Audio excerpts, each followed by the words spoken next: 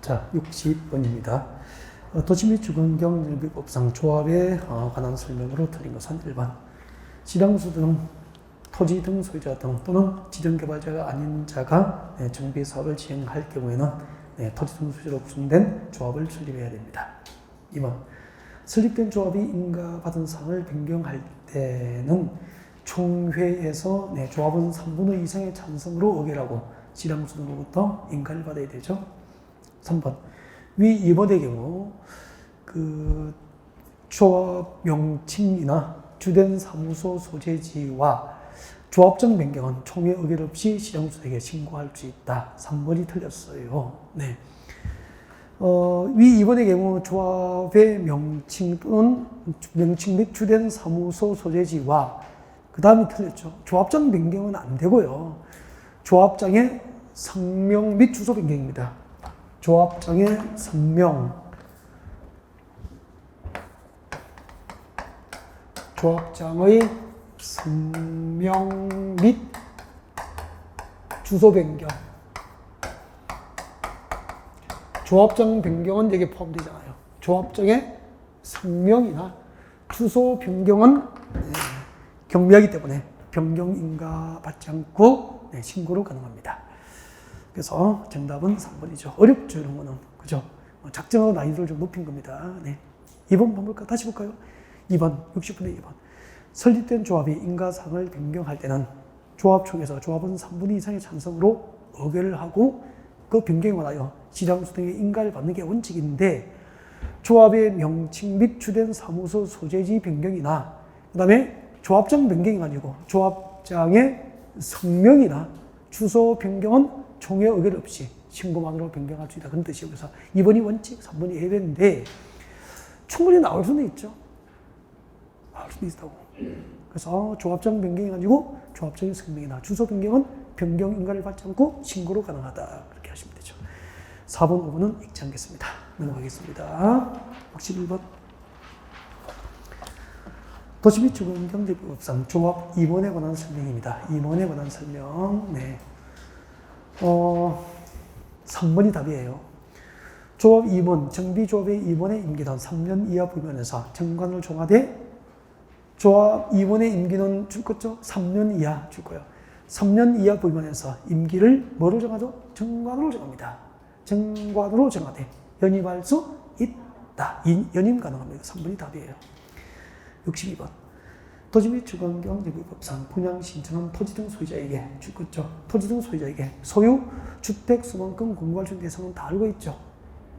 투기 가능성이 있는 경우입니까? 없는 경우입니까? 없는 경우죠. 그때는 1주택 공급 원칙이 된 특례로서 소유 주택 수만큼 공급할 수 있습니다. 예를 들면은 저 밑에 5번 봐요. 5번. 과밀 억제거리에 위치하지 아니한 재건축 단지니까 중심지입니까? 외곽지입니까? 외곽지. 는 소유주택수만큼 공급할 수 있죠. 그리고 2번 국가지자체, 주택공사 3번에 등은 투기해요? 안 해요? 안 하니까 소유주택수만큼 공급할 수 있으나 4번 낯설지 않죠. 거주자, 숙소, 기숙사 용도로 주택을 소유하는 토지등 소유자. 그래서 2, 3, 4, 5는 토지등 소유자에게 소유 주택수만큼 1주택 공급 원칙에 대한 특례로서 소유주택수만큼 공급할 수 있는데 62번에 1번도 우리 많이 한 거 아닙니까? 과밀 억제권역 안에 위치한 재건축 단지인데 가론해봐요.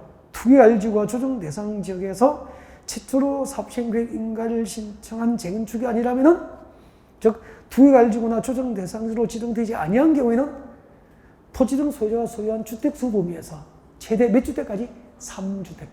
3주택까지 공급이 가능하죠.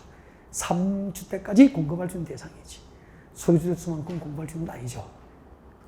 그래서 1번이 답이에요. 좋은 문제. 63번.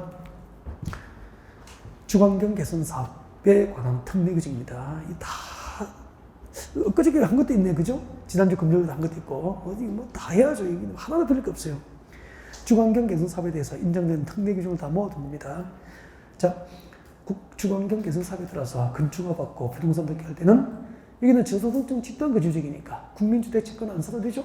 네, 국민주택 채권 내 규정을 적용하지 않는다. 동행에 나갔죠? 2번. 주거환경 개선 구역에서 줄 거예요. 아까 이거 나갔는데 저 앞에 했는데 도시공백 시설 결정구조 설치기준, 도시군계획 시설 설치기준은 국토교통부령이 보여야 됩니다. 2번이 정답이에요. 3번은 이렇게 했죠. 3번, 4번 묶어요. 3번, 4번 묶어요. 3번, 4번은 이렇게 우리 했잖아. 주관경계선사가 사방법 4개가 어떻게 되죠? 스스로 환수관 토지 등 소유자가 스스로 주택을 보전, 정비, 개량하게 하거나 그거 안 되면 안 됩니다. 환지 방식, 수용 방식, 관리 처분 방식. 이때 첫 번째하고 두 번째 방법으로 주관경 개선 사업을 하려고 정비구역이 지정곳이 되는 지역은 몇 종? 제2종 일반 주거지역이 결정구역을 건다. 뒤에 두 가지 방법, 수용 방식과 관리 청객 방식으로 주관경 개선 사업을 하려고 정비구역이 지정곳이 된 지역은 제3종 일반 주거지역으로 결정구역을 건다. 문제 좋다. 갈수록 문제 좋다. 3번, 4번 해설됐죠? 네. 4번. 주관경 개선 사업은 저소득층 집단 거주지니까 이것도 동행에서 나갔잖아요. 주관경 개선 사업 또 하나가 있죠. 밑에 저거 뭐죠? 재개발. 주관경과 재개발 사업 시행으로 철거되는 주택 소유자와 세입자에게는 임대주택 등에 임시 거주케 하거나 주택 자금의 융자 알선 등 조치를 의무적으로 해줘야 되죠. 철거된 주택 소유자와 세입자에 대해서 임대주택 등에 거주케 하거나 주택 자금의 융자 알선 등 조치를 해야 될 정비사업 2개가 주관경계사업과 재개발 동행해서 했어요. 64번 안전진단. 그거 좀 들어볼까요? 안전진단은 안전진단 실시하는 목적이 뭐라고 그랬죠? 정비 계획 위반. 이것도 동행해서 했죠. 정비 계획 위반 여부를 결정합니다. 정비 계획 위반 여부 결정, 이게 목적이야. 안전진단 실시가 목적이죠. 네. 그래서 정비 예정 구역별, 정비 계획 수립 시기가 도래한 때. 정비 예정 구역별, 정비 계획 수립 시기가 도래하면은 그 정비 계획 위반 여부 결정을 위해서 안전진단 해드린 거야. 정비 예정 구역별, 정비 계획 수립 시기가 도래한 때. 아니면은 안전진단 실시 요청은 전부 10분 1이죠. 10분 1 이상의 동의 요건을 갖춰서 안전진단 실시 요청이 있을 경우, 이 둘의 경우에는 정비계획 위반 여부를 결정하기 위해서 안전진단을 실시해야 한다. 그렇게 되죠. 그러면은 안전진단 실시 요청이 있으면 어떻게 하죠? 현지조사 합니다. 현지조사. 구청에서 시당, 군수 등이 현지조사 가서 이 아파트 붕괴 등 안전사고 우리가 많은지 조사하고 그 현지조사 결과를 토대로 안전진단 실시 여부를 결정합니다. 안전진단 실시 여부를 결정을 해요. 그럼 안전진단 실시가 결정이 되면은 안전진단 실시 기관을 지정합니다. 실시기관. 안전진단을 실시하는 전문기관을 지정하죠. 지정하면은 그 안전진단 실시 기관은 국토교통부 장관이 정한 안전진단 실시 기준에 따라서 안전진단을 실시합니다. 실시하고 안전진단 결과 보고서를 제출하죠. 누구에게 제출하죠? 이방권자가 이 안전진단 결과 보고를 제출받고 그 결과 보고하고 그 다음에 지역여건이나 도시계획 등을 종합적으로 검토해서 정비계획 위반 여부를 결정해야 되니까 이방권자, 정비계획 이방권자하고 그리고 안전진단 실시를 요청한 자에게 결과 보고서를 제출하는 거야. 그러면은 정비계획 위반권자는 이 제출받은 결과 보고서하고 안전진단 결과 보고서하고 도시군 계획이나 지역 여건 등을 종합적으로 검토해서 정비계획 위반 여부를 결정을 해. 정비계획 위반 여부를 결정하면은 보고해야 돼. 특별시장, 광역시장, 도지사에게 보고하는 거야. 보고를 받은 네, 특별시장, 도지사하고 특별자치장, 특별자주의사, 시도지사는 보고를 받은 시도지사는 안전진단이 적정했는지, 안전진단 결과가 적정한지 전문기관에서 적정성 검토를 의뢰합니다. 적정성 검토를 의뢰를 합니다. 하고 안전진단 결과가 적절한지 시도지사에게 알려주죠. 적정성 검토 결과를 통보받은 시도지사는 멀쩡한 아파트를 안전진단 잘못해가지고 정비구역 위반을 결정했다면은 정비구역 위반권자에게 취소 등 필요한 조치를 요청할 수 있는 거야. 적정성 검토 결과에 따라서 시도지사가 직접 정비구역 위반 결정을 취소합니까? 위반권자에게 취소를 요청합니까? 요청하는 거예요. 예를 들면 이렇게 흐름이 진행돼요.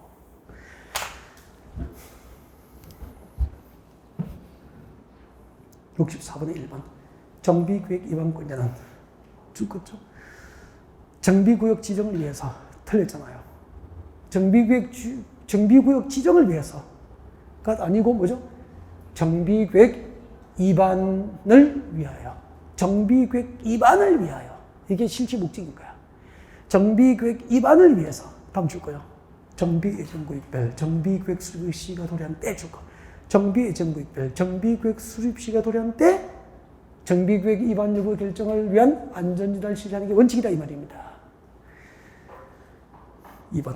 여러분, 안전진단의 목적은 정비구역 지정을 위하여 합니까? 정비구역 위반입니까? 정비구역 위반 여부 결정이 실시 목적이에요. 1번 틀렸고. 2번 중요합니다.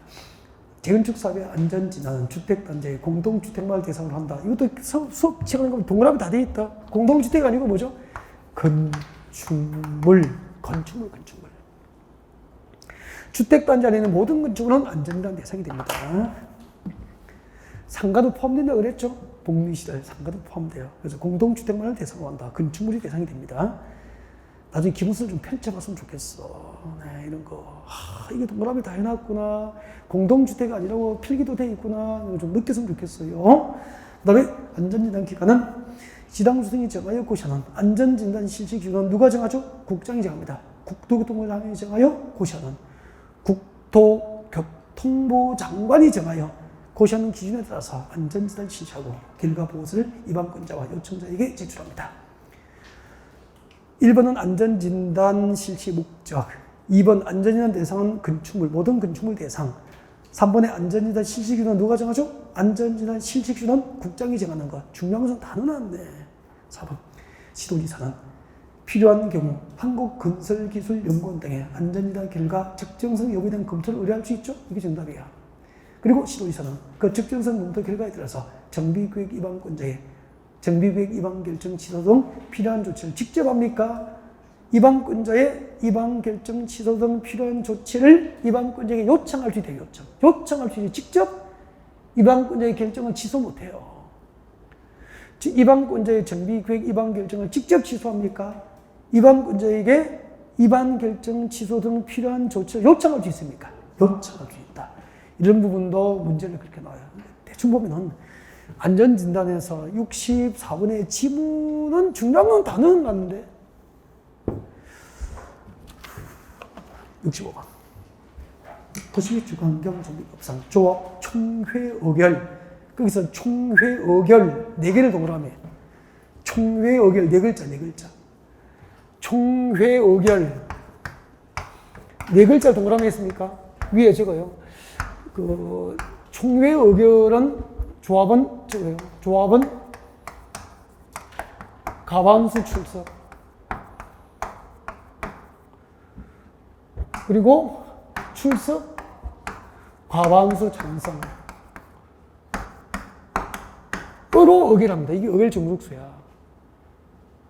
정비조합 총회 의결 정족수는 조합은 과반수의 출석과 출석 과반수의 찬성으로 총회 의결이 이루어져요.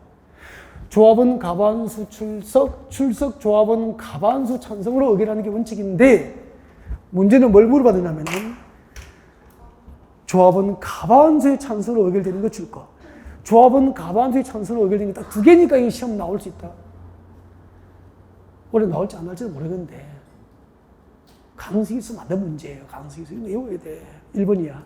사업시행계획 작성 변경, 관리청계획 수리가 변경은 조합원 가반수의 찬성으로만 의결됩니다. 총회 의결사항 중에서 조합원 가반수의 찬성으로 의결되는 것은 이 두 개뿐이야. 사업시행계획 작성 및 변경, 관리청계획 수리가 변경은 조합원 가반수의 찬성으로 의결됩니다. 앞에 제가 꼭 암기. 동그라미 2번 줄 거예요.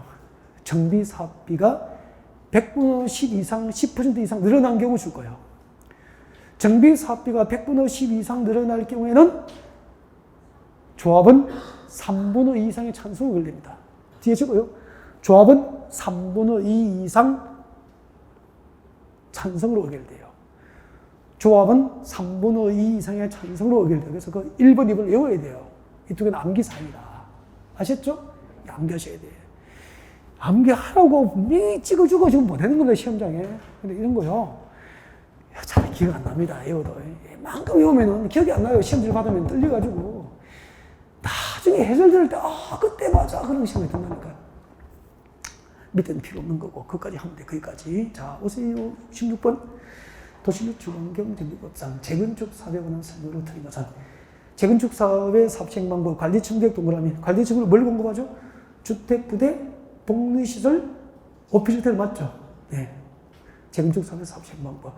재건축 사업은 민간계약 하니까 누가 하죠? 조합 시행. 조합이 조합은 가만수 동의받고 지량수단과 공동 시행할 수도 있죠? 네. 3번. 추진위원회는 그쪽 설계라 선정 변경, 계략적인 사업 시행 계획서 작성 등 업무를 수행하는 거 맞습니까? 우리 추진위원회 업무 외웠잖아. 추진위원회 업무는 어떻게 되죠? 추진위원회 업무 전설, 개조. 전설을 개조하죠. 조합 설립 추진위원회가 수행하는 업무 전설 개조. 적어놓고 확인해요. 기본서. 전이 뭐죠? 정비사업 전문 관리업자 선정 변경. 설은 뭐죠? 정비사업 설계자 선정 변경. 걔가 뭐죠? 계략적인 사업 시행 계획서 작성 변경. 계략적인 사업 시행 계획서 작성. 조가 뭐죠? 조합 설립, 인가를 받기 위한 준비 업무 등이 설립 추진의 주요 업무입니다. 책 찾아서 외워요. 전문 관리업자 선정, 설계자 선정 변경, 계략적인 사업 시행 계획서 작성 변경, 그리고 조합 설립, 준비 업무 등이 추진위원회가 수행하는 주요 업무가 됩니다. 암기하셔야 됩니다. 전설 개조 적어놓고요. 전설 개조 확인. 그 다음 2번. 추진위원회가 재건축이죠. 재건축 조합 설립인가 신청할 때입니다. 재건축 조합 설립인가 신청할 때는 주택단지, 공동주택, 주택단지, 공동주택 각 동별 구분 소유자 과반수, 전체 구분 소유자 4분의 3, 토지 면적 4분의 3 이상의 동의를 얻어서 지량수로부터 인가를 받습니다. 재건축 조합 설립 인가 신청할 때 동의 요건이죠. 이 암기해야 돼. 이제 문제풀이 할 때 외운다고 이걸. 거기 들어볼까요? 재건축 조합 설립 인가 신청할 때 동의 요건입니다. 재건축.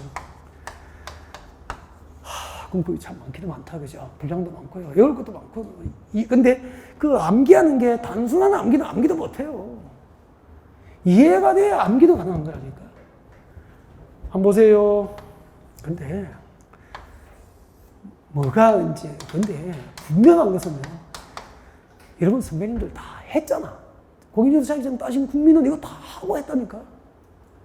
옆집 아줌마, 뒷집 아저씨 시험시험 따신 분 이거 다 했다니까. 그분들도 여러분에게는 3개월 만에 땄다, 6개월 만에 땄다고 하시는 분 계시겠지만 3개월 했다는 분들 3년 피눈물 흘리면서 공부하실 수 있는 거야. 그거 딴 거야. 한번 봐요. 네, 한번 봐요. 조합 설립인가 신청하려면 동별로 101동, 102동, 103 동별 아파트인가 구분 소유자, 동별 구분 소유자 과반수, 주택단지, 단지 전체 단지, 주택단지, 단지 전체 구분 소유자 얼마? 4분의 3. 토지 면적 기준 얼마? 4분의 3 이상에 해당하는 구분 소유자 동의가 필요하다 이 말이야. 근데 봐요. 근데 이거만 있는 줄 알아? 재건축 조합이 브랜드 가치를 높이기 위해서 인근에 땅과 건물을 사서 넣을 수 있죠. 이게 주택단지입니까? 주택단지가 아닙니까? 주택단지가 아닌 땅과 건물이 포함될 수도 있어요. 주택단지가 아닌 곳은 토지, 건축물 소유자 3분의 3, 토지 면적 3분의 2 여기까지 외워야 돼요. 그래서 평소 수업할 때 잘 안 해요. 복잡해서. 근데 문제풀이 할 때 서서히 이제 하는 거예요. 지금 외워야 돼요, 이걸. 그래서 대개 재개발이 나와요. 시험은. 재개발 조합 설립인가 실효대 동의요건이 대개 시험을 내는데 한번 허를 찔러버린 거야. 재건축 전체를 한 문제로 만들어가지고 빈칸 메우기가 나온 거야. 허를 찔러버린 거죠. 이걸 해야 된단 말이야.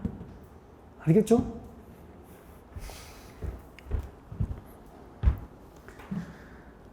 (4번) 했고 5번 재건축 사업 시행자는 사업 시행 계획 인가 고시가 있은 날로부터 60일 내에 조합 설립에 동의하지 않는 자에게 조합 설립 동의 여부 해답을 서면 촉구할 수 있다. 이거 우리 여기서 많이 했잖아요. 사업 시행 인가 고시로부터 며칠 내에 해답 촉구하죠? 30일. 해답 촉구를 받으면 몇 월 내에 해답해야 되죠? 2월. 해답 기간이 끝나면은 몇 개월 내에 매도 청구하죠? 동의하지 않는 자는 비조합이잖아. 비조합은 아파트하고 대지시분 거든 2개월 내에 매도 청구. 30일, 2월. 재건축 할 때 토지 등 소유자는 당년 조합원입니까? 사업에 동의해야 됩니까? 동의. 그럼 사업에 동의하지 아니한 자는 비조합이잖아.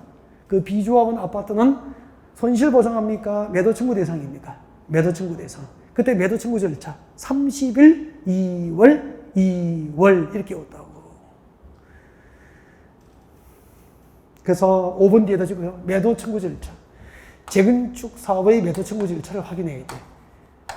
매도 청구 절차 확인하십시오. 특강 자료, 네, 테마별 특강 자료, 비교 특강할 때 자료도 다 나갔고 연습하고 칸 메우기 다 했단 말이야. 67번. 토지 및 주거환경 법상 각종 시기와 시점이 틀린 것은 네. 추진위원회 구성은 언제 하죠? 기본계획 수립고시후가 아니고 정비구역 지정고시후죠? 정비구역 지정고시후. 한번 끝까지 해보죠.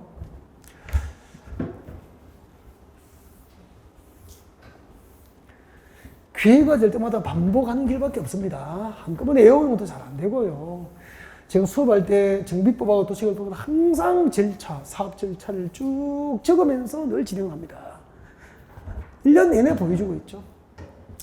여기 부산에서 10년 내에 재개발 재건축이 필요하면 일단은 뭘 진행해야 되죠? 예정구역. 한 50군데 예정구역이 있으면 예정구역별로 정비구역이 언제 수립할 건지 2021년 9월 이렇게 돼 있다. 전부동 재개발 10년 내에 하려면 정비 예정구역 지정하잖아요. 전부동 정비 예정구역은 2021년 9월이면 정비계획을 위반하였다라고 되어 있는 거죠. 제일 먼저 뭐 하죠? 기본계획으로 정비 예정구역 지정하잖아. 기본계획에서 정비 예정구역 지정하면서 정비계획 수립 시기가 정해둔 거죠. 이 2021년 9월이 되면 부산 진구청장, 관할구청장은 정비계획을 위반합니다. 이걸 위반해서 정비구역 지정신청, 정비구역 지정신청하면 정비구역 지정되죠.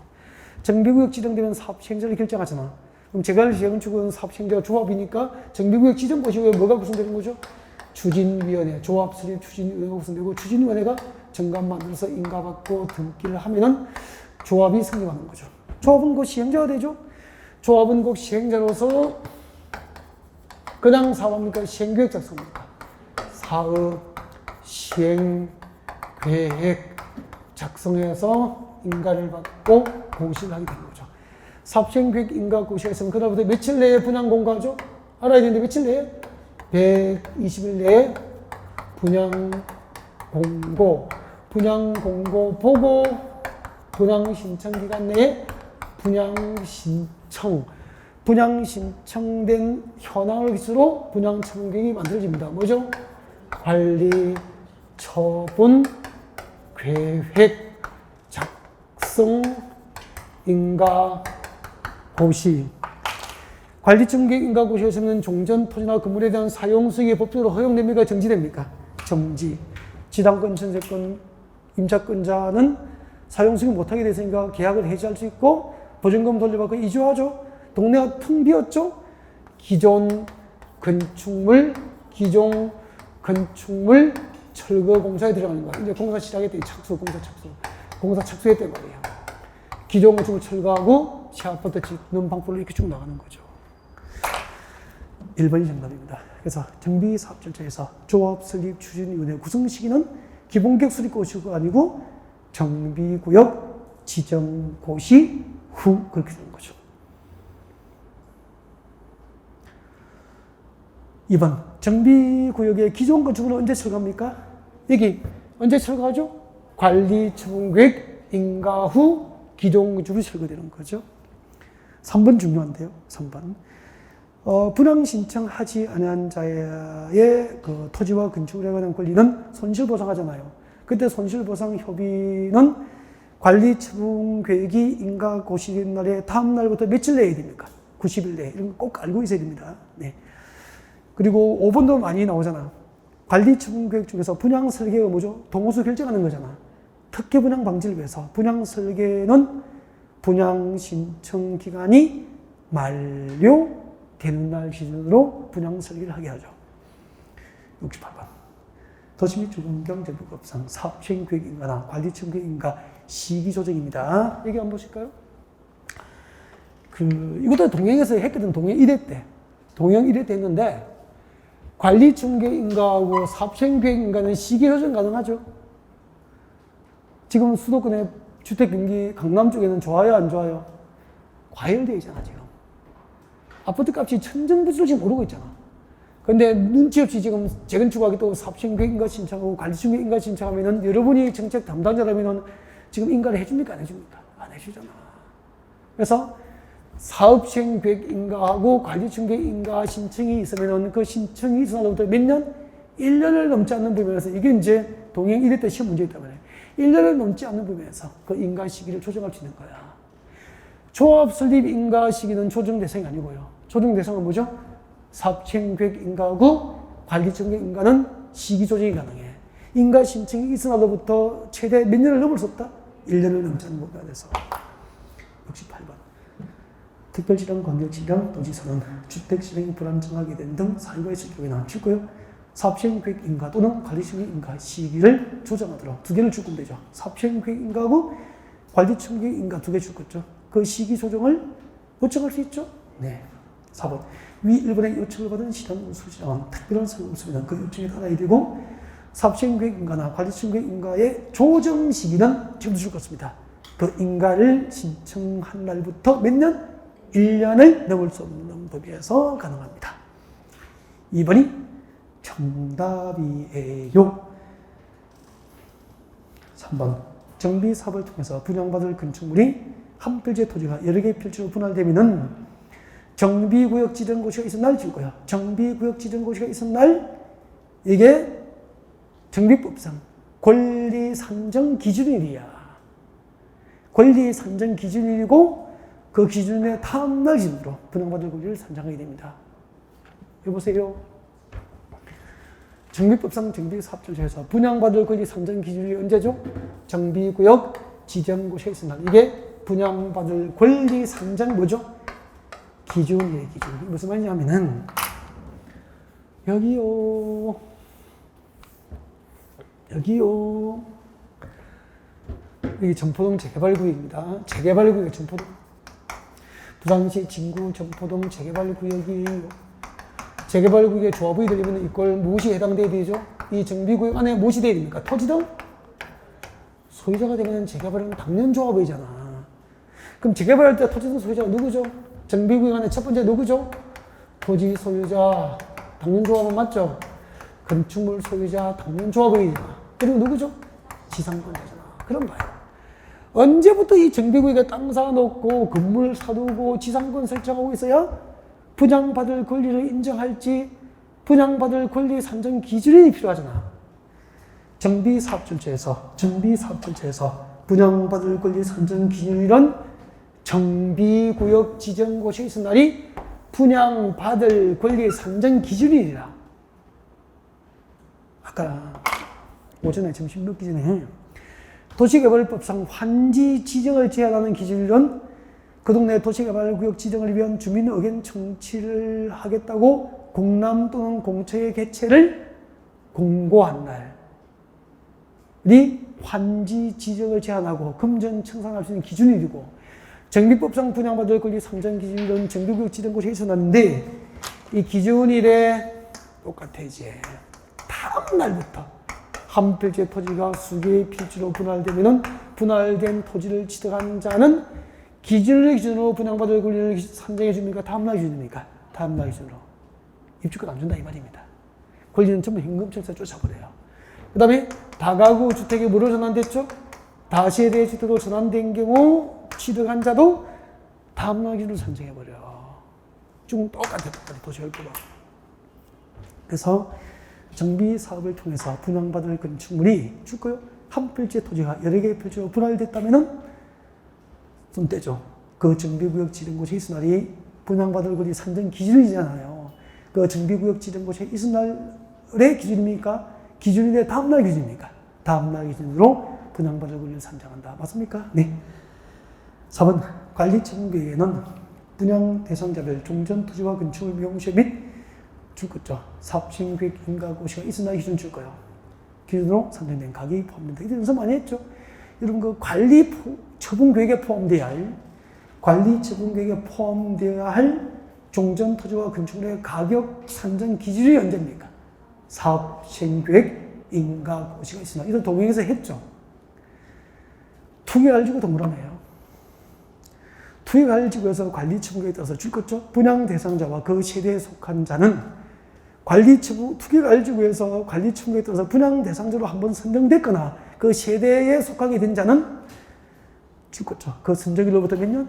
5년 내에 분양 신청할 수 있다 없다? 없다. 재당첨 규제라고 그랬죠. 투기할지로 묶인 지역에서 분양 대상자로 한번 선정되면은 앞으로 5년 동안 재당첨 분양 신청을 할 수 있어 없어? 없어요. 단 동그라미죠. 상속, 개론, 이혼은 불가피한 사정이죠. 이로 인한 경우에는 분양 신청이 예외적으로 가능하게 됩니다. 넘어가요. 68번, 69번이구나. 야, 정비법 멀고도 험하구나. 도시기 주관경 정비법상 관리청계획 작성 기준, 관리청계획 작성 기준 등에 관련된 설명으로 틀린 것은 네, 1번 관리청계획 작성할 때는 종전토지와 건축물, 분양 신청은 조합원의 종전토지와 건축물 뭘 기준하죠? 동그라미 하죠? 면적, 이용사항, 환경. 면적, 이용사항, 환경, 기타 종합, 그 밖에 사항을 종합적으로 검토하면 뭐죠? 관리청계획 기준. 환지계획 작성 기준 7개는 어떻게 되죠? 위지면, 토수리, 환. 구분하라고요. 2번. 정비구역에서 분할된 토지를 지정한 자에게는 현금 청산을 다 맞습니까? 정비구역 지정 후 분할된 토지를 지정한 자는 실소유자입니까? 투기권입니까? 투기권. 현금 청산해서 쫓아버리다 그랬죠. 그 다음에 관리청계획 인가사항을 변경할 때는 여보세요. 사업시행계획이나 관리청계획 인가나 인가사항, 인가를 받았어. 인가받은 사항을 변경할 때는 임의 변경입니까? 변경이나 인가받는 게 원칙입니까? 인가를 받는 게 원칙인데 경미하면은 인가를 안 받잖아. 이거야, 이거. 관리청계획 인가사항을 변경할 때 계산착오, 오기, 누락 등에 따르는 조서의 단순 정정인 경우에는 인가를 받지 않아요. 단 불이익을 받은 자가 없는 경우에만.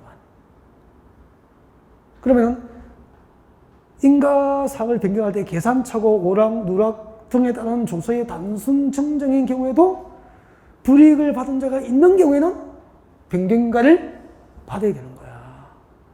불이익을 받은 자가 없을 경우에만 변경인가를 받지 아니하게 됩니다. 지금 여기는 불이익을 받은 자가 없습니까? 있습니까? 있죠? 있으면 변경이나 인가를 받아야 됩니다. 이것도 기출지문이에요. 기출지문. 4번 연습 많이 했는데요. 2인 이상이 1토지를 공유한 경우 줄 거예요. 2사람 이상이 1주택입니까? 1토지입니까? 1토지 동그라미. 2인 이상이 1토지를 공유하면은 주택 공급 숫자를 뭐로 정하죠? 시도 조례를 정할 수 있고, 시도 조례로 정하는 바에 따라서 주택 공급이 가능하죠? 네. 5번. 종전주택의 주거조정 면적 범위 동그라미, 주거조정 면적 범위 동그라미. 종전주택의 주거조정 면적 범위 또는 가격 범위 안에서 2주택 공급할 수 있죠. 그리고 그중 1주택은 반드시 주거조정 면적 60평도 이하로 하고 60평도 이하로 공급하는 1주택은 이전 시대 다음 날부터 몇 년 동안? 3년 동안 전매제를 받게 됩니다. 연습 많이 한 것. 70번. 도시 및 주거환경 정비법상 관리 청계 인가 후 정비사업 공사 완료에 관한 절차입니다. 정비사업 공사 완료에 관한 절차로서 틀린 것은 그거 한번 들어볼까요? 관리 청계 인가 고시 후에 기존 건축물은 철거하고 여기다가 이제 시아파트를 짓습니다. 공사 끝났습니다. 재건축이 끝난 거죠. 끝나면은 공사 완료 보고서 만들어서 준공인가 신청합니다. 준공인가 신청하면은 인가고시는 사업시행계획대로 틀림없이 공사 완료된 경우에는 준공인가를 하고 공식적으로 공사 완료를 고시합니다. 준공인가 및 공사 완료 고시가 있게 되죠. 자, 준공인가를 받고 공사 완료가 고치되면은 이제 이렇게 재건축이 무사히 기존 건축물 철거 시아파트를 다 지은 거예요. 이 소유권 이전해줘야 될 거 아니야. 분양 처분해야 된다 이 말이에요. 그래서 이제 공사 완료 고시가 있으면은 지체 없이 대지 확정 청량하고 청량이 끝나면 분할할 수 있죠. 토지 분할 절차를 거쳐서 관리처분 계획 내용을 조합원, 토지 등 소유자가 알려줍니다. 관리처분 계획 내용을 통지합니다. 토지 등 소유자에게 관리처분 계획 내용을 통지합니다. 당신이 분양받은 아파트는 몇 평짜리 아파트 몇 동 몇 호라고 알려줘요. 이렇게 통지하고 조성된 대지나 건축물 소유권을 이전하여 고시하죠. 그리고 이를 조합원, 시장구세에게 보고합니다. 이렇게 소유권 이전을 고시하고 보고하는 것을 네 글자로 바꾸면 뭐라 그랬죠? 분양 처분이라고 하는 거죠. 자, 이렇게 소유권 이전이 고시되면은 언제 소유권을 취득하죠? 소유권을 이전받은 조합원은 소유권을 취득합니다. 언제? 소유권 이전 고시입니까? 다음 날입니까? 소유권 이전 고시의 다음 날 시아파트 소유권을 취득하게 되고, 소유권 이전이 고시되면은 14일 이내입니까? 지체 없습니까? 지체 없이 등기를 신청하고 촉탁하여서 분양 등기를 하게 되는 거예요. 등기를 신청 촉탁하여서 등기함으로써 모든 사업 절차가 마무리 그렇게 되는 거죠. 이거 적어놨네. 거기다가 69분, 70분 한번 봐요. 공사 완료 후 정비 사업 절차는 준공인가 및 공사 완료 고시, 그 다음에 대지 확정 청량하고 토지 분할 절차를 거쳐서 관리 처분에도 전환상을 분양받을 자에게 통지하고 대지나 건축물 소유권을 이전하여 고시 보고하고 지체 없이 등기를 신청 촉탁하는 신청의 순서이다. 적어놨죠. 5 묻겠습니까? 5. 2번 사업 시행자는 관리 청계 인가를 받은 후에는 기존 건축물 소유자의 동의와 시장소의 허가를 받아 해당 건축을 철거할 수 있다. 여기요. 여기 봐요. 관리 청계 인가 이후에 기존 건축물을 철거할 때는 건축물 소유자의 동의나 시장소의 철거 허가를 요하지 않는 거야. 관리 청계 인가 전 폐공과 밀접으로 범죄 가능성이 있거나 건축물의 붕괴 등 안전사고 우려가 있을 때는 관리 청계 인가 전 미리 철거할 수 있죠. 그때는 뭐죠? 건축물 소유자의 동의하고 시장소 등의 허가를 받아야 되는 거예요. 근데 지금 여기는 안 봐요. 관리 청계 인가 전입니까? 인가 후입니까?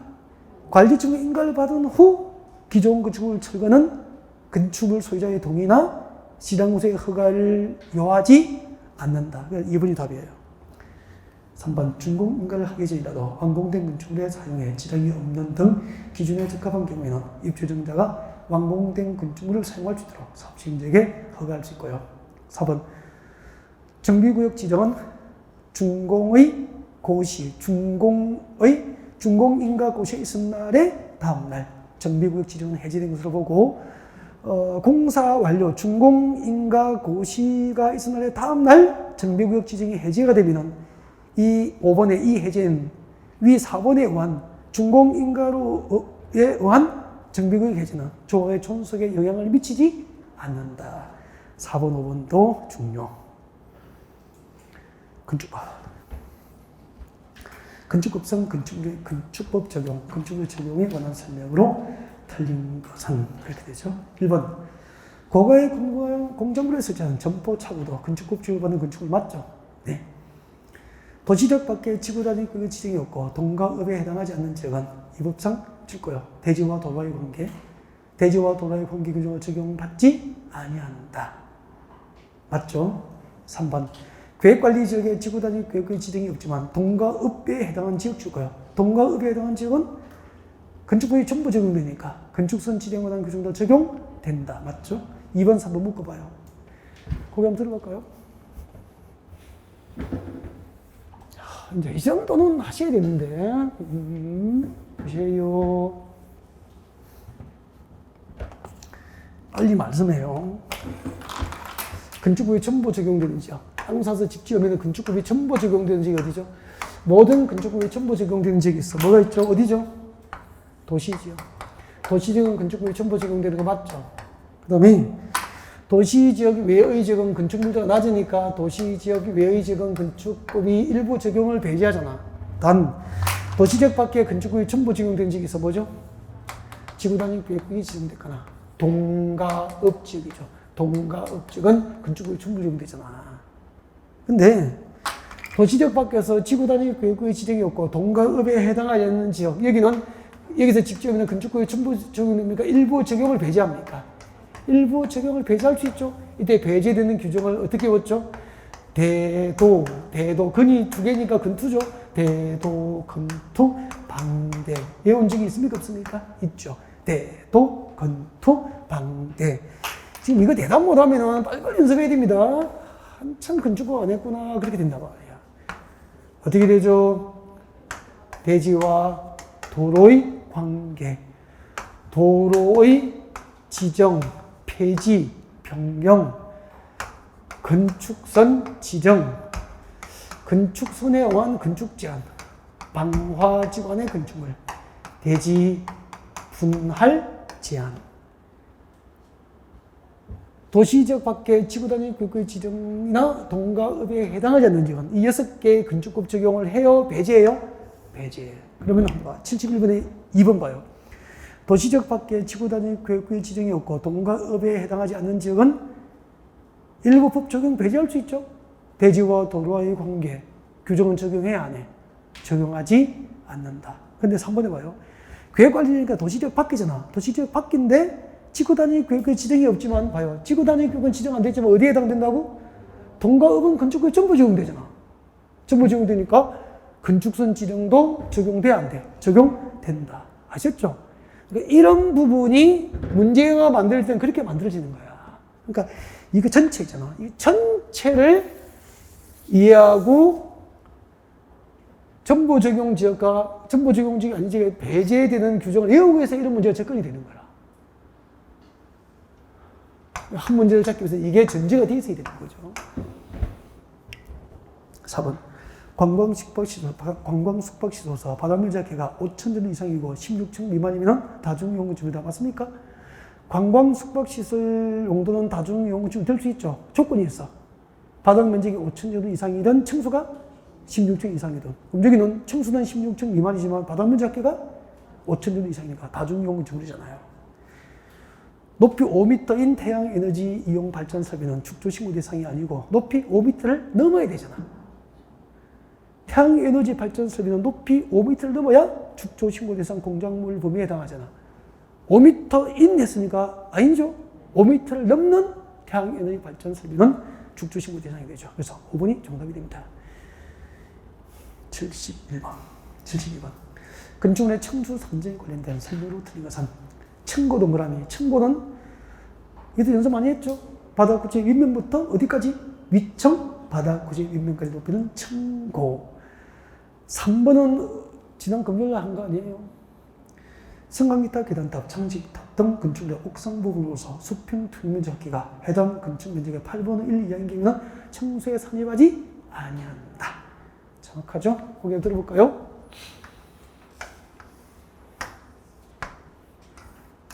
금요일날 이거 했죠, 이거. 바닥면으로부터 지표면까지의 높이는 10m고, 지표면으로부터 상단까지 높이가 50m면, 건축물은 60m입니까? 높이는 50m입니까? 지표면으로부터 상단까지 높이가 건축물상 높이를 산정하는 방법이니까 50m가 맞죠? 근데 여기 옥상에 승강기탑이 있고 그 높이가 15m면은 이제 달라지잖아. 그때는 어떻게 되냐면은 이렇게 했잖아. 승강기탑의 수평층 면적 합계가 건축 면적의 얼마 이하? 8분의 1 이하이면은 층수에는 산입하지 않잖아. 높이를 산정할 때는 몇 미터? 12m, 15m 중에서 옥상에 있는 승강기탑의 높이 중 12m를 넘는 부분만 높이의 산입이 됩니다. 15m 중에서 12m를 넘는 부분은 3m잖아.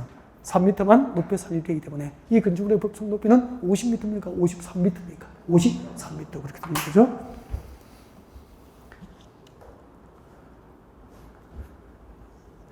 (3번) 층의 구분이 명확하지 않는 건축물은 4m마다 한 개층이죠. (4번) 지하층 건축물은 높이 산정에 포함되지 않고 층수에도 산입되지 않는다. 4번이 답이죠. 5번 건축물의 부분에 따라서 층수가 다를 경우에는 그중 가장 많은 층수를 층수로 합니다. 축조 신고 대상 공정원은 외우면 되죠. 5번이 답이죠. 기계식 주차장과 철골 조립식 주차장으로서 외벽이 없는 것은 8m 이하가 축조 신고 대상이니까 7m인 기계식 주차장으로서 외벽이 없는 것은 축조 신고 대상이 됩니다. 이런 거는 틀리면 진짜 안 되는 거죠. 그 다음에 74번. 건축급상, 건축허가 등에 관련된 설명으로 틀린 것은 1번입니다. 1번이 답이고요. 특별시, 거기 드시고. 이런 거는 뭐 해설 안 해도 될 것 같아. 이제, 100선 정도 올 정도 되면은 간단히 보겠습니다. 앞에 보시죠. 건축법상, 건축학, 이제 원칙이 누구죠? 복습은 해야 되니까. 원칙으로 누구에게 허가받아요? 건축허가는 세종특별자치시장, 제주특별자치도의사, 시장, 군수, 구청장. 이제 허가권자는 망설이고 대답하면 안 돼. 이런 거 물으면 하면 안 돼. 알겠죠? 단 예외. 층수가 특별시, 광역시 지역에서는 층수가 몇 층? 21층 이상이거나 연면적 합계가 10만 제곱미터 이상인 대규모 건축물을 특별시, 광역시에서는 구청장이 허가하지 않고 누가 하죠? 특별시장, 광역시장이 허가합니다. 단 층수가 21층 이상이고 연면적 합계가 10만 제곱 이상이어도 공장, 창고 등은 포함입니까? 제비입니까? 공장하고 창고는 특별시장, 광역시장 허가 대상에서 제비되니까 왜 74번의 1번이 정답인지 알겠죠? 특별시에서는 연면적 합계가 15만 제곱미터이면 10만 제곱 이상이잖아. 이상이어도 공장이잖아. 공장은 특별시장, 광역시장 허가 대상입니까? 특별시장 허가 대상입니까? 구청장입니까? 구청장의 허가 대상이 되는 거죠. 특별시장 허가 대상에서 제외되니까. 나머지는 2번만 설명하면 되겠구나. 2번 봐, 2번. 허가권은 위락시설 동그라미. 위락시설 손대죠. 위락시설에 해당하는 건축물의 용도가 기억나죠? 교육환경과 주거환경을 고려할 때 부적합하도 인정되면 건축위원회의 심의를 거쳐서 건축을 아니할 수 있죠. 이게 뭐죠? 뒤에다가 허가, 건축허가 거부, 허가 거부 대상이야.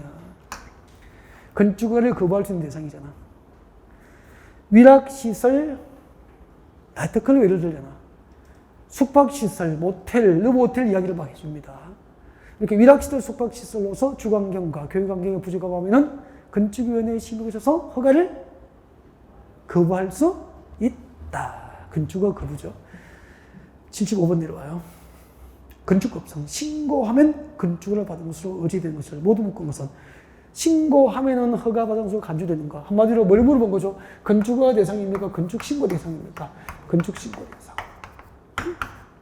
우리 암기 꼭 하기로 했죠? 다 맞추고 가면서 암기하십시오. 기억번. 바닥 면적 합계 85제곱미터 이내인 정축, 개축, 재축은 신고하면은 허가받은 것으로 간주되는 거 맞죠? 니은번 잘 봐요. 니은번에. 도시지역 밖에서 연면적이 200제곱미터 미만이고 3층 미만인 건축물은 소규모 건축물이니까 신고로 건축할 수 있잖아요. 맞죠? 단 그 동네에 뭐가 지정됐죠? 방제지구나 붕괴 위험지역이 지정됐거나 지구 단위 계획구역 등이 지정되면은 소규모 건축물의 건축도 신고 대상입니까? 제비입니까? 신고 대상의 제비니까 허가를 받아야 되는 거야. 니은보다는 틀렸죠? 방제지구에서 연면적이 180제곱미터 이고 2층인 건축물도 신고 대상입니까? 신고 대상이니까 제비됩니까? 제비. 허가를 받아야 되죠. 근데 반응이 왜 그래요? 잠깐만. 여보세요. 참나. 받았는지 학교 얼마? 85제곱미터 이내인 정축, 개축, 재축 신고. 두 번째가 이거잖아. 도시적입니까? 도시적 밖겠습니까? 도시적 밖. 그럼 도시적 밖의 용도적이 뭐죠? 관리적, 농림적, 자연환경 보존적이잖아. 이 관리적, 농림적, 자연환경 보존에서 연면적이 얼마? 200제곱미터 미만이고 동시에 몇 층? 3층 미만이라. 3층 미만인 건축물은 소규모 건축물이잖아. 이렇게 도시적 밖에 소규모 건축물을 신고하면 되죠. 근데 이 동네에 뭐가 지정됐다고? 지구단위구가 지정됐거나 붕괴 위험지역이 지정됐거나 방제지구가 지정되면 소규모 건축물도 신고 대상입니까? 제비입니까?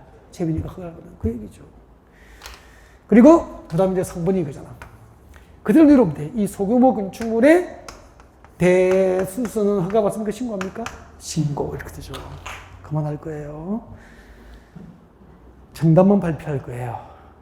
기억맞고 니은 지구단위 계획구역 지정되면은 2층 이하로 지구단위 계획구역 안에서 2층 이하로서 연면적 합계가 500제곱 이하인 공장은 신고 대상 맞죠? 네. 그 다음에 소규모 건축물 높이 3m 이하 증축, 높이 3m 이하 증축 신고 대상이고 연면적 합계는 얼마죠? 100제곱 이하는 신고 대상이잖아. 그래서 기억, 디귿, 리을, 미음 3번이 정답. 76번 건축법령상 시당 군수가 건축 허가를 할 때 도지사 승인 대상이 아닌 것. 도지사 승인 대상, 사전 승인 대상이죠. 시당군수가 건축 허가를 할 때 도지사로부터 사전 승인을 받아야 할 대상 어떻게 되죠? 몇 층? 사전 승인 대상 몇 층? 층수가 21층 이상이거나 연면적 합계가 얼마죠? 10만 제곱미터. 연면적 합계가 층수가 21층 이상이거나 연면적 합계가 10만 제곱미터 이상이면은 시당군수 허가제 도지사에게 사전 승인 받잖아. 이거는 다 외운다니까. 근데 그 밑에 성부, 여기도 그라고 했죠, 성부를. 자연환경, 수질보호, 이 두 개. 자연환경과 수질보호를 목적으로 도지사가 지정 공간구역에서는 층수가 몇 층?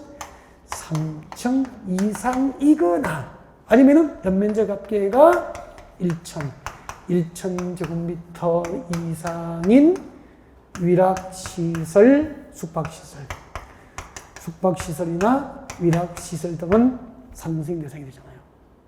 근데 3번 주거환경, 교육환경.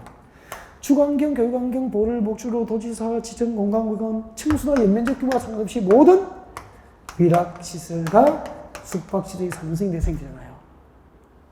알겠죠? 그럼 여기는 그 76번은 1번 봐요. 연면적 10분의 3 이상의 청축으로 인하여 층수가 몇 층 됐죠? 10분의 3 이상의 청축으로 층수가 21층 이상이 되어도 사전 승인 받아야 되는 거야. 연면적 합계가 12만 제곱미터니까 10만 제곱미터 이상이죠? 사전 승인 받아야 되는 거라고. 3번에 자연환경 나왔네. 자연환경 보호를 목적으로 도지사가 지정 공간구역은 층수가 얼마? 3층 이상이든지 아니면 연면적 합계가 1천 제곱미터 이상이 돼야 되는 거야. 층수가 몇 층이죠? 5층이니까 사전 승인 대상 맞잖아. 그 다음에 교육환경 보호를 목적으로 도지사가 지정 공간구역은 층수나 연면적과 상관없죠? 그래서 저 뒤에 2층이라도 숙박시설 사전 승인 대상이잖아요. 그 다음에 수질보호는 층수가 몇 층? 3층 이상이든지 연면적 합계가 500제곱 이상이 돼야 됩니다. 근데 연면적 합계가 1천 제곱 이상이 돼야 되죠. 근데 층수는 2층이고 연면적 합계는 300이니까 3층 이상도 안 되고 1천 제곱 이상도 안 되죠. 그래서 5번은 사전 승인 대상이 아니죠. 77번 건축법상 건축허가 제한 건축허가 제한까지 하고 휴식할게요. 건축허가 제한. 거기 들죠? 제한권자가 이렇게 되죠. 누구죠? 국장. 국장은 누구를 제한해요? 모든 허가권자입니다. 모든 건축허가권자. 허가를 못하게 제한할 수도 있고, 이미 허가 받았더라도 착공을 제한할 수도 있죠? 언제요? 이게 핵심이라고 했죠. 국토부 장관의 제한 사유 두 개를 이용해야 된다고 그랬죠. 말씀해요. 말씀하세요. 국토 관리를 위해서 특히 필요하거나 주무부 장관의 요청이 있는 경우 이 둘 중 한 개에 해당하면 국토교통부에서는 건축허가권자 허가를 못하게 제한할 수도 있고 이미 허가 받았더라도 착공을 못하게 착공 제한을 할 수 있죠. 그 다음에 이제 특강입니다. 특별시장, 광역시장, 도지사는 누구를 제한하죠? 허가권자 중 자기 밑에 누구죠? 시장, 군수, 구청장의 허가를 못하게 제한할 수도 있고 허가받은 건축물의 착공을 제한할 수 있어요. 언제 뭐죠? 이 말 못하면 안 된다니까. 마음속으로 10번 해요. 지역계획, 도시군계획, 지역계획, 도시군계획상 필요한 경우에는 항상 봐요. 이거 가지고 이들이 제안한다고 시험 내고 이거 사유가 있으면 이 국토교통부장관이 제안한다고 시험 낸다니까. 이 바꾸치기 한다니까. 이거 구분하면 되는 거잖아. 77번 국토교통부장관 동그라미 국토관리 맞습니까? 국토교통부장관은 국토관리를 위해서 필요하면 누구? 모든 허가권자니까 특별시장도 되죠? 특별시장에 건축을 제한할 수 있다. 땡큐. 2번 특별시장은 주무부 장관의 요청이잖아. 이거 누구 거죠? 국장이래, 국장. 국토부장관은 주무부 장관의 요청이 있으면 구청장이 허가를 제한할 수 있다. 그렇게 하든지. 아니면 특별시장 뒤에다 주무부 장관의 요청이 아니고 뭐죠? 지역계획과 도시군계획상 필요하다면 이렇게 적든지. 맞죠? 그래서 정답은 2번. 나머지는 설명 없음. 78번. 네. 좀 쉬었다 갑시다. 이제 들어오면 끝까지 갈 거예요. 알겠죠?